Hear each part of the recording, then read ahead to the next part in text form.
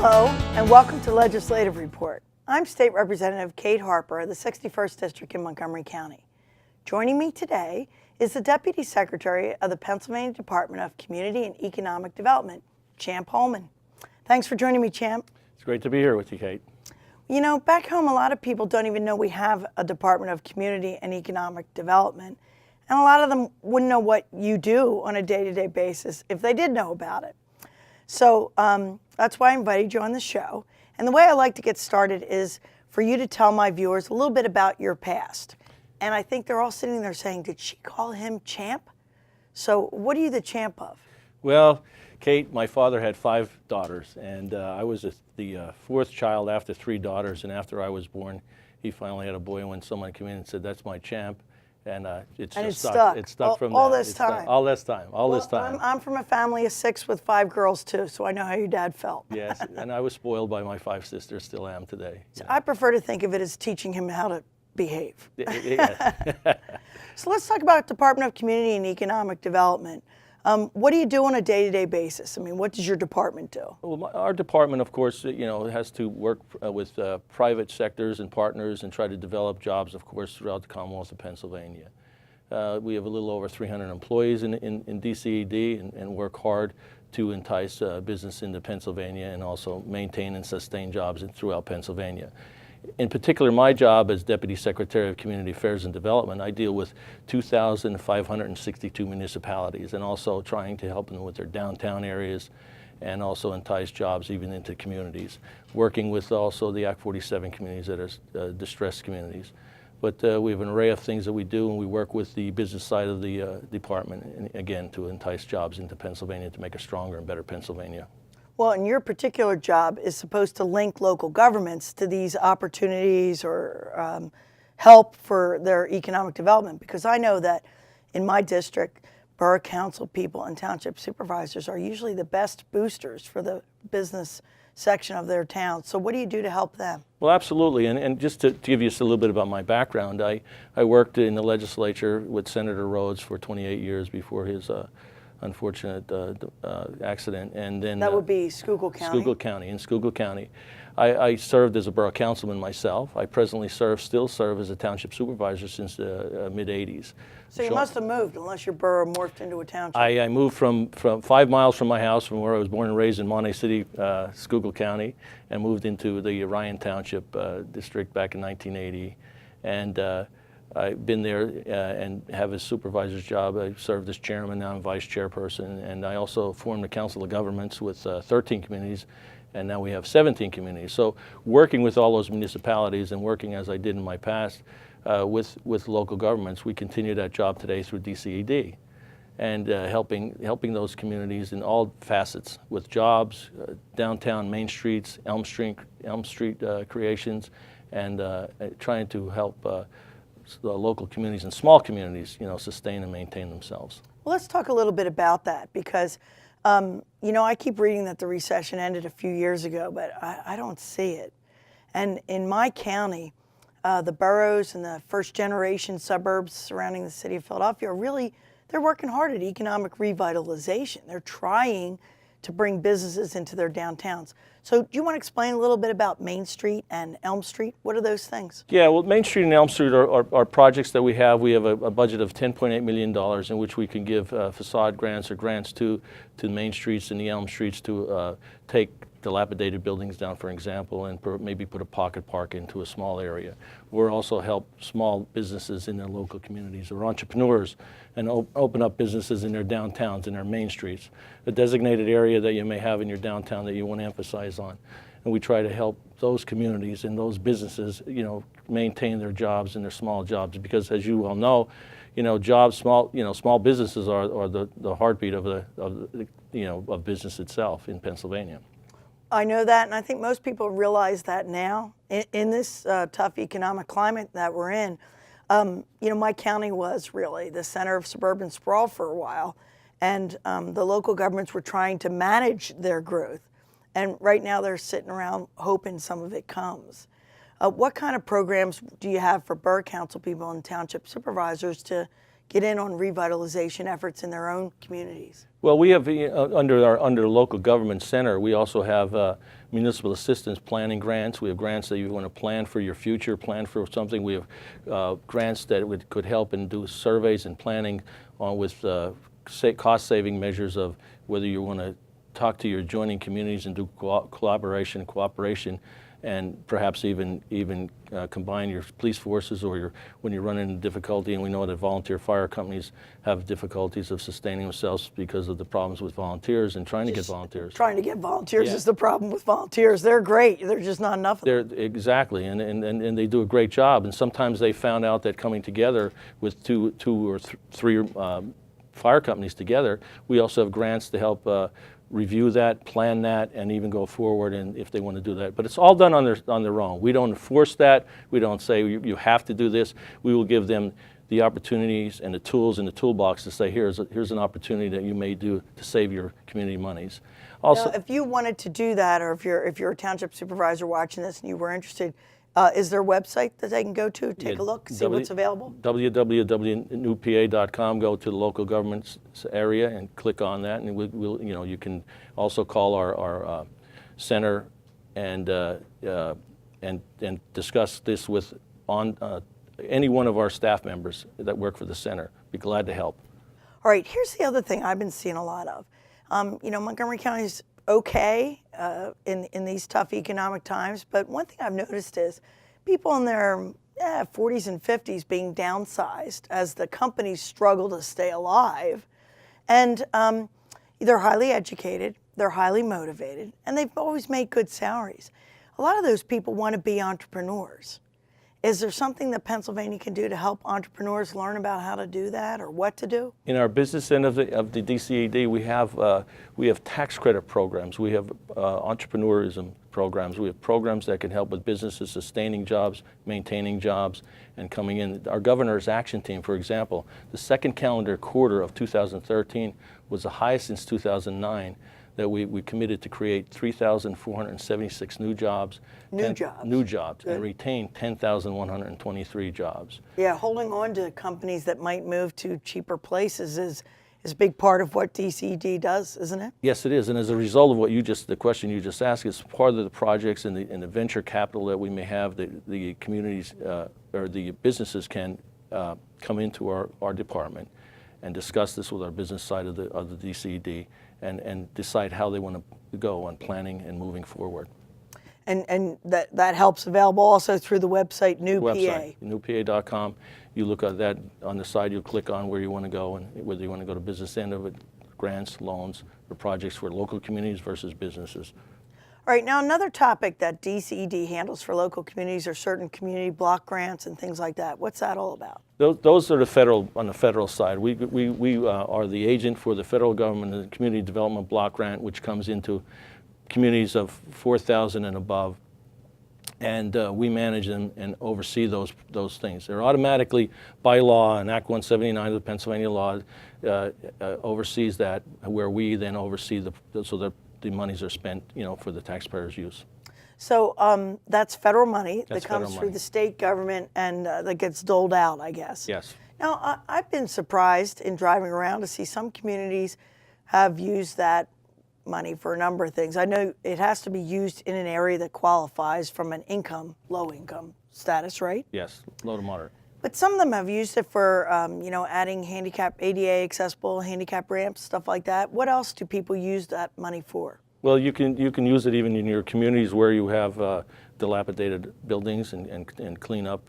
You can use that also for streetscapes. There's streetscapes monies that you can use it on your downtowns and also in your communities. So when we talk streetscapes for the uninitiated, we're talking about trees and lighting and sidewalks.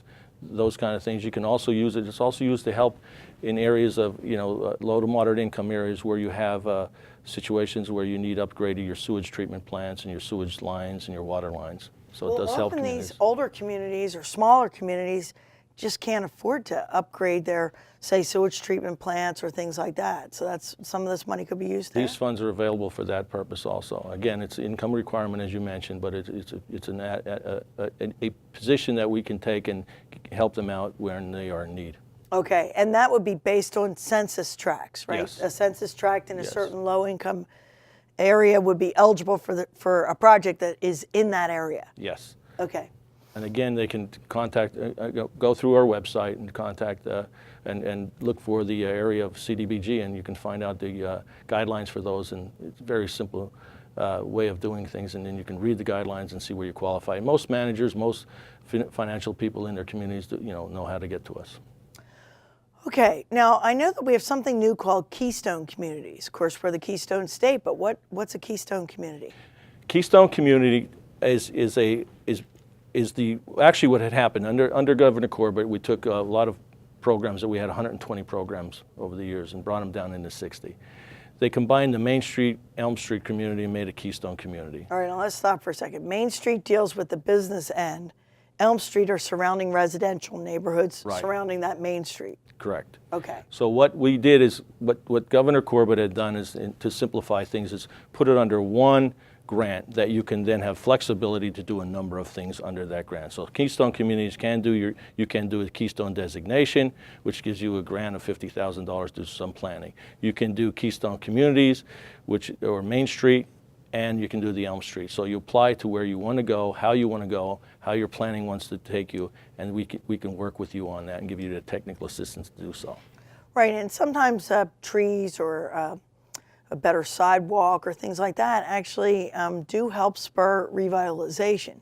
We have facade grant money that you can take for your business and do outside. It's a matching grant that you put some private money up versus the public monies, and it has helped tremendously in a number of communities throughout Pennsylvania. It shapes them up, makes them look better and more attractive to people to shop. And it incentivizes the others next to you or by you, or to help also upgrade their areas and also come after it. The money is also. Okay. Well, what do you see as Pennsylvania's economic future at the Main Street level? You think we're going to be all right? I think it's going to be a challenge throughout. There's a number of projects that have to go through, and also we have requirements that are necessary, and unfortunately sometimes we have in government regulations that sort of hinder at times. But I think those that have the initiative, those that have the willpower and the will to do, I think they will be successful. It's like anything, but I think there are many successful communities in the Keystone Community Program. And as I follow across the state and follow those communities, you can see those that have even younger people becoming more involved in their communities, community pride coming in those communities, and they're the ones that will be successful. All right, well, we have to take a little break, but when we come back with Legislative Report and my guest, Champ Holman from the Department of Community and Economic Development, I'm going to ask you what are your favorite projects that you've seen around the Commonwealth. And we'll be back to talk about that. Stay with us.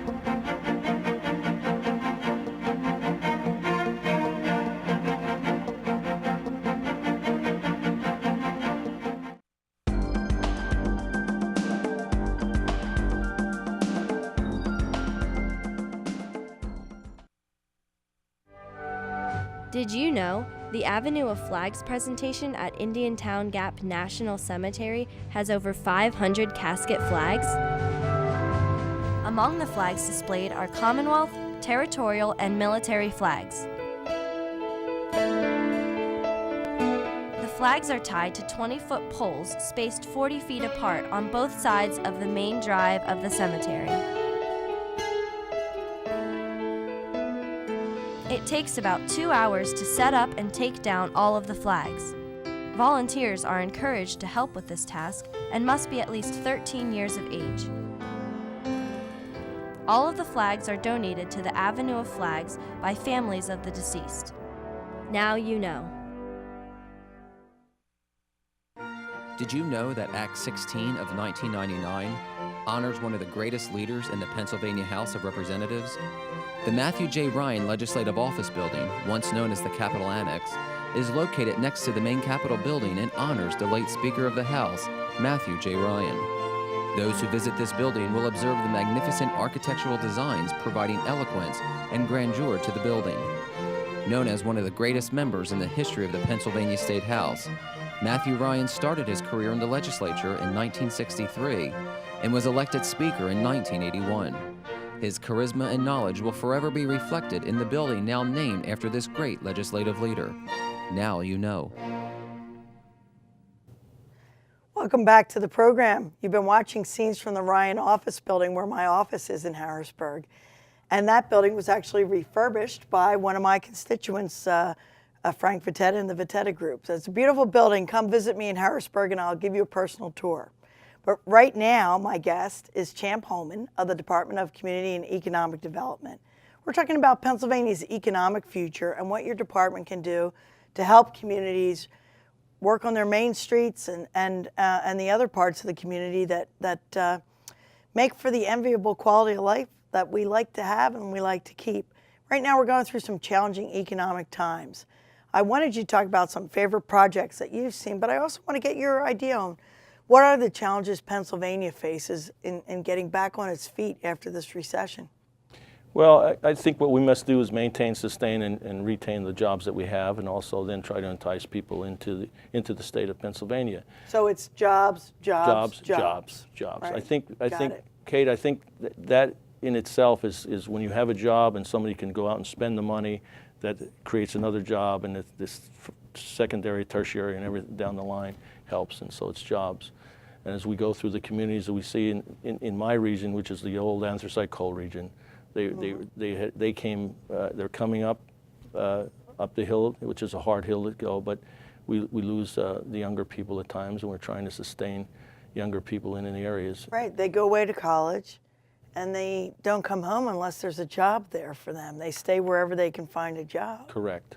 And we and those challenges are like we saw in the steel belt areas and also in the anthracite regions, and it's a hard thing, but it's programs that we have at DCED that can help those areas and try to revitalize them, as we talked about Keystone communities earlier, for example.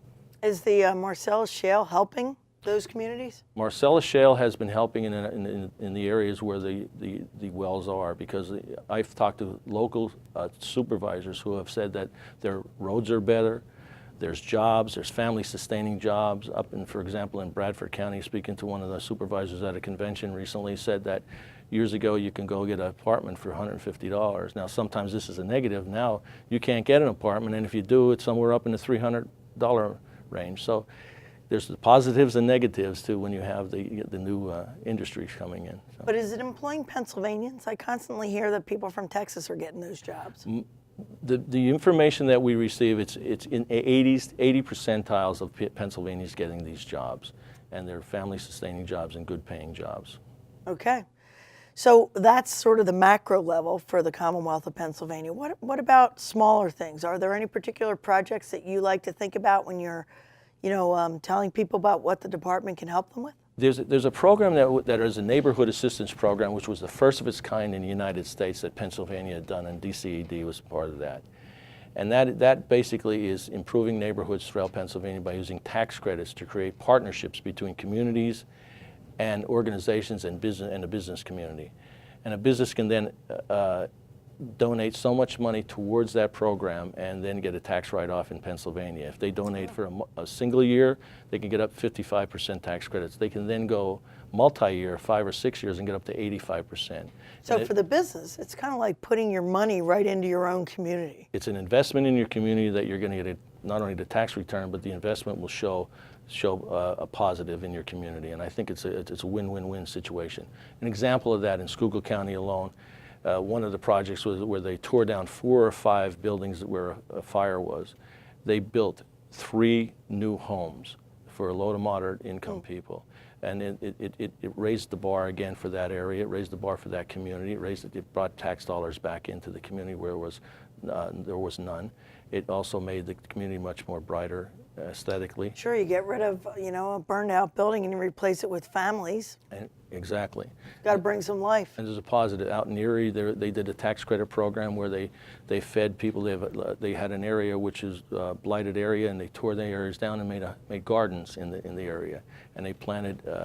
The neighborhood had planted plants, and they sell them. Community gardens. Great. They planted them. Then they put a pocket park in there for the kids. So it's those things that happen from Erie to Philadelphia and from Sullivan County all the way down all across the state of Pennsylvania that we see, and positive things are happening. So we're saying you could take a small thing, a pocket park, a community garden, tear down an old building, put up 3 new ones, and that can, jumpstart a revitalization, do you think? Jumpstart a revitalization where maybe next door would be a pizza shop opening up or another small business opening up, some kind of business that would invest into their community using tax credits along with using Keystone Community monies. Now, I know you're an advocate for small businesses, but also the corporate administration has done some work on some pretty big jobs. In our area, I think the biggest one might be the oil refineries. Sunoco was going to sell its oil refineries. Commonwealth stepped up to the plate and kept them open. How did that happen? That happened through the initiative of the governor and representatives and senators like yourselves who were proactive going down there and talking to those companies that were going to take a walk and leave Pennsylvania. There was Representative Bill Keller, who's a strong advocate of the port from Philadelphia, and Representative Bill Adolph, who's a CPA himself, strong advocate for business, and Senator Dominic Pileggi. Absolutely. And they went, they sat at the table with the companies and said, well, what could we do to help you stay here, or what could we do to make something come back into that area? And so that helped. And we as a department were part of that. Secretary Walker was involved in those conversations, as was the governor, right at the table. That helped a community that was heading for Act 47, for example. Act 47 is distressed communities. Distressed, bankrupt, whatever. It maintained and sustained hundreds of jobs, and then those jobs are, again, family-sustaining jobs that are available now through the efforts of those people who are proactive like yourself. In addition, which I was unaware of, apparently those refineries produce an awful lot of the heating oil for the northeastern part of the United States, so it's worth it for the country, for us to keep that. Yes, and capacity. Even now the new type of business that came in which they have fuels now for the airplanes now right there in Philadelphia Airport. So it opened up other opportunities and will continue to open up opportunities. And it's small programs like that. We went down and met with those borough council people and we talked to them and see what opportunities that they have and what we have to help them do the planning for the future so that we can help sustain the jobs along with helping the community sustain itself. I think there are a lot of communities where one big employer might be a lot of the economy, and if that one big employer pulls out, it's a problem. Especially in the smaller communities too. When you have that, it's a big problem. It's a tax base issue as much as anything else, including the jobs. A huge tax base with their earned income tax that comes into the communities, which is a large portion of their budgets, along with their local services taxes that we now have that help with police and fire. So it is a big impact when something like that leaves, and we have to try to be in there and be proactive as an agency and as a state. Now, you've been a borough councilman, you've been a township supervisor, and you also work for the state government. Do you have advice for your fellow local government people on, what they can be doing to entice businesses to stay or come or locate there? Again, it's taken a page out of, I would say, Kate Harper's book. As I know you were a supervisor also. Yes, I was. And you aggressively don't sit idle. You get up and talk and communicate. The word I constantly say to my staff always is communicate, communicate, communicate, because that's a key to how we want to be in the future. And I believe that our local officials have to educate themselves on what the problems are, continue to educate themselves, and continue to communicate with their people on the street, as you do with your constituency. Right. Whether you're going into we've had a sea change, I think, at least in my part of the world, because as I said, we were often worried about suburban sprawl and losing open space and things like that, and that has turned into, wow, we have a bunch of empty storefronts, and we need to fix that, because that's integral to the health of a community, to have jobs and a tax base and parks and recreation and families. To keep all of it is very difficult to do. It's a very difficult task, but you mentioned something that's interesting. The Department of Community Economic Development can have some impact on whether you want to take a chance on maybe open up a small business. And I think the problem we have, I was a small business owner myself, owning a restaurant bar, but that first step of trying to do the initial step of saying, can I do this or should I do this?